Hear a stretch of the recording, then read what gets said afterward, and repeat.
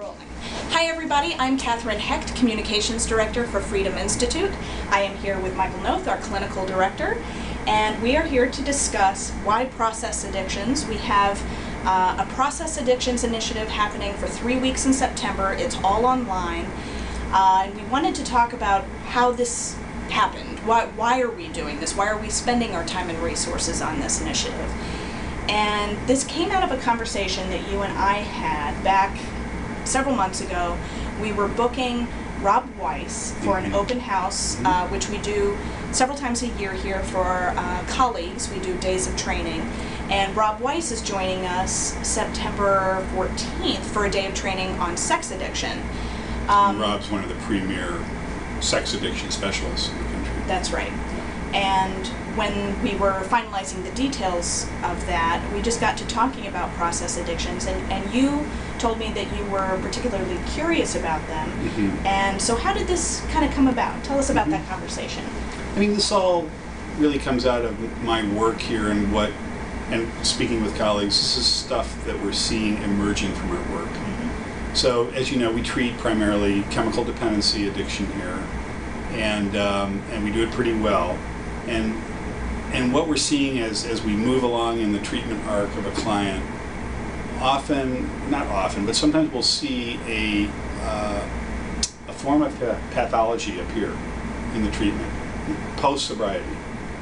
Clients sober, clients, in terms of our purposes, the primary addiction being, let's say, alcohol, clients doing well, but all of a sudden we're now seeing a process addiction appear.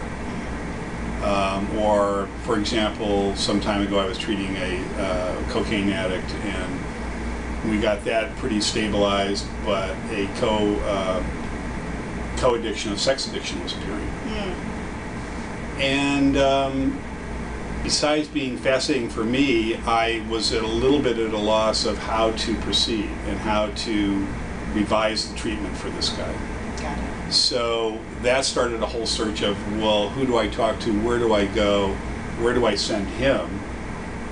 And so that's kind of where this all began. And okay, so that's kind of getting to the next question. If we don't treat process addictions here, which we currently do not, why would we spend the time and energy and resources blowing up this conversation, finding out everything we can about process addictions?